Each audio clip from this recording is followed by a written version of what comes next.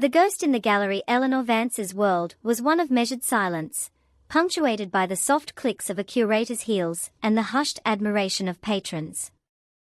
As the director of the prestigious Clarkson Gallery, her life was dedicated to the preservation of beauty and provenance.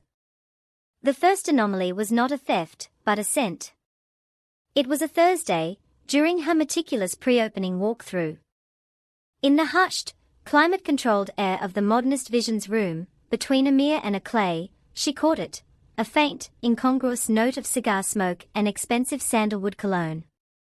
It clung to the space like a ghost. Security had strict protocols: no one smoked, and the night guards wore no fragrance.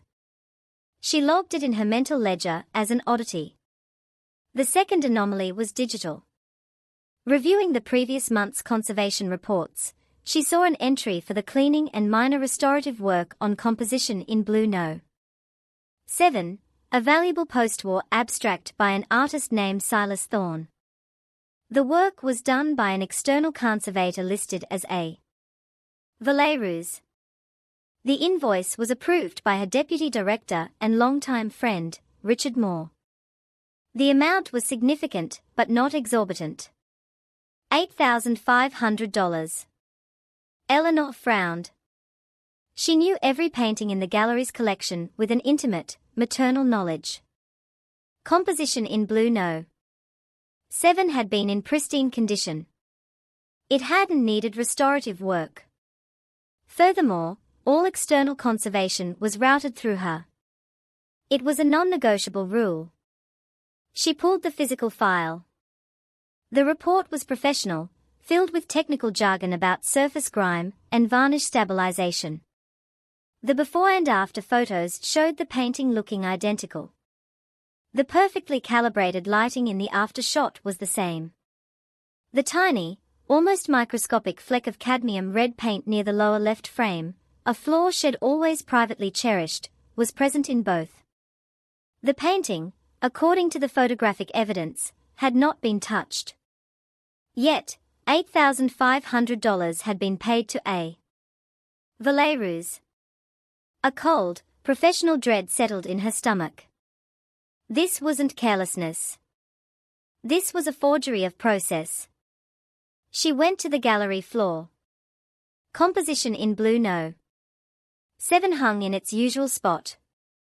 Under the discreet, but powerful gallery lights, it looked flawless.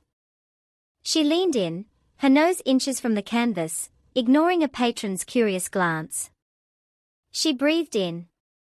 The scent of the studio, linseed oil, old canvas, was there. But underneath it, fainter than the memory of the cigar smoke, was something else. A sharp, chemical tang. Not restoration materials.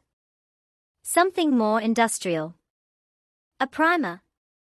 That weekend, under the guise of a detailed conservation audit, she accessed the gallery's full financials. She created a search parameter for all payments to external contractors over the past 3 years. A. Valerus appeared 6 times. Each for a different mid-tier painting, each for specialized restorative work.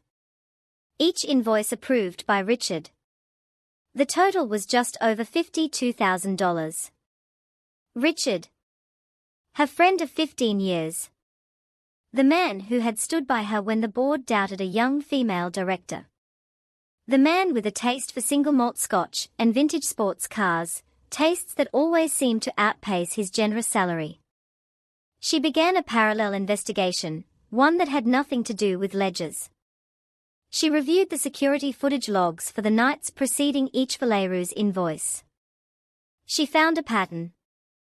On each occasion, Richard had logged an after-hours client viewing or facilities check. The footage from the relevant rooms during those times was, conveniently, corrupted or from a camera that had been temporarily obstructed by moved equipment. Her heart hammered a slow, painful rhythm. She needed to see the paintings. Not just look at them, but examine them. Using her master key, she entered the high-security storage vault in the gallery's basement late one evening. She pulled the first painting on the Valerus list. A modest but lovely landscape, by a deceased local artist. Under the vault's stark fluorescent lights, with a magnifying glass and a UV flashlight from conservation, she saw it. The brush strokes were subtly wrong. The craquelure, the fine network of cracks in old paint, was a convincing fake, applied on top of a newer surface. This was not the original. It was a superlative forgery.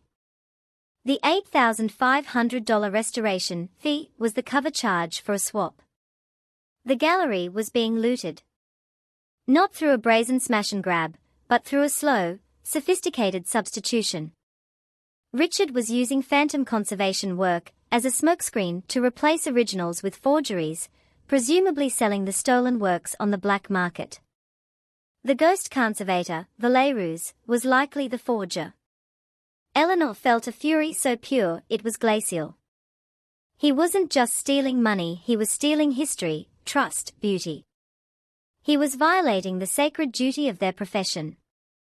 And he was using her reputation, her gallery's impeccable standing, as a shield. Confrontation would be a disaster. He'd deny it. The scandal would destroy the gallery. The board would blame her for lack of oversight. The paintings, the real ones, would vanish forever. She needed to trap him in the act and recover the originals. She devised a plan that was, in itself, a form of curation. First, she created her own ghost. She fabricated a new artist file for a fictional, reclusive European painter named Carl Fogel. She used her connections to plant whispers in the art world about a rediscovered genius whose estate was being quietly managed. She then commissioned, with her own money, from a discreet and trusted source, a painting in a vague, abstract expressionist style. It was good, but not great. She titled it Lament. She brought it to the gallery, presenting it to Richard with feigned excitement. "Richard, look at this. The Fogel piece. I've been negotiating for months. The estate is letting it go for a song, $25,000. It's a steal. I'm convinced it'll appraise for 10 times that in a few years. We'll use the acquisitions fund." She saw the avarice flicker in his eyes, quickly masked by professional enthusiasm. "Eleanor, it's striking. And you're sure of the provenance?" "Rock solid. I'm having our lawyer draw up the papers. I want to hang it in the main hall next month, make a splash. But first," she sighed, "it needs a little love.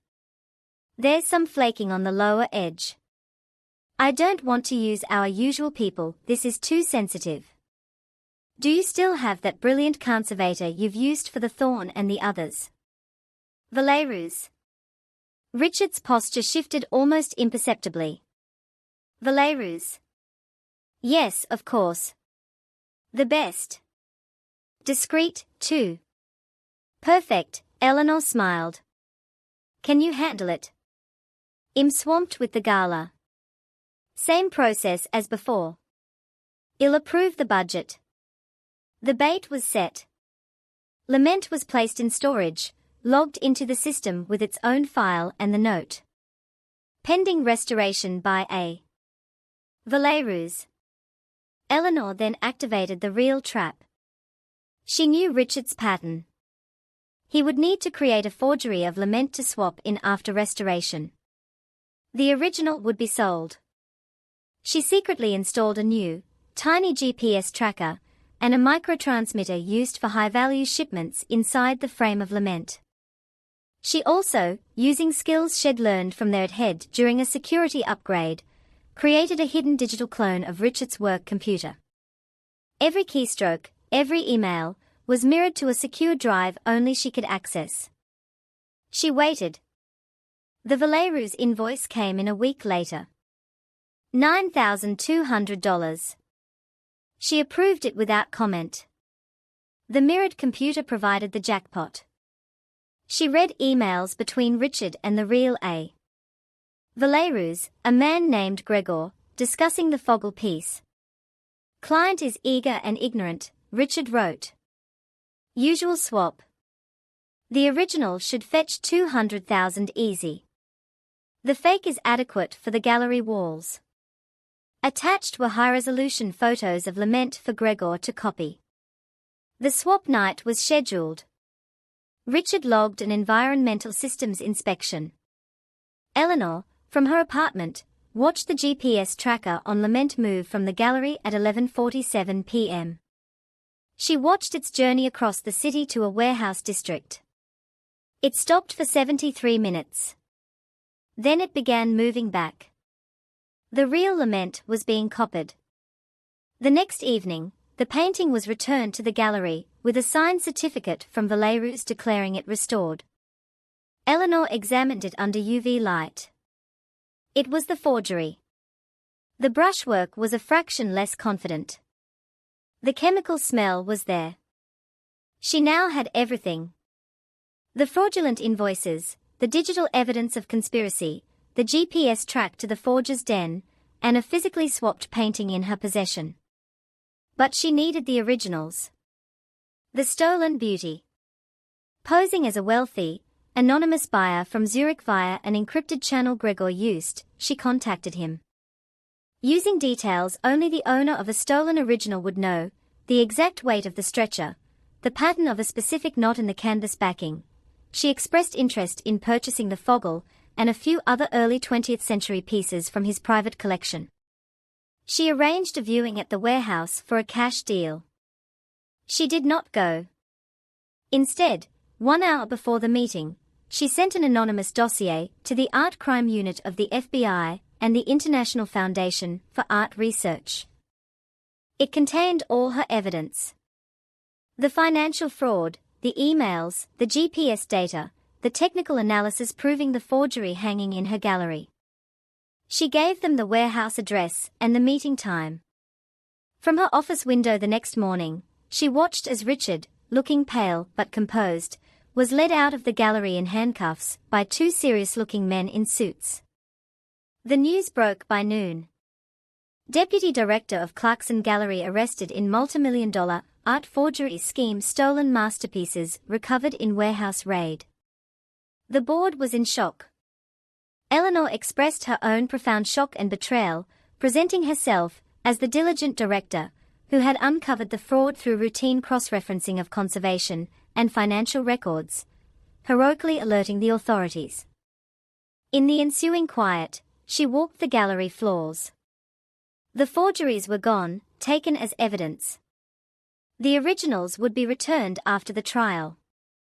The scent of cigar smoke was gone, replaced by the clean, neutral smell of the climate control system. She stopped before the empty space where composition in blue No. 7 would hang again. She felt no triumph, only a profound, weary sadness and the heavy weight of a truth only she would ever fully know. The gallery was saved. Its beauty was reclaimed. But the silence that remained was different now. It was no longer peaceful. It was the silence after a storm, a silence that held, deep within its layers, the ghost of a betrayal and the faint, enduring echo of her own, perfectly curated revenge.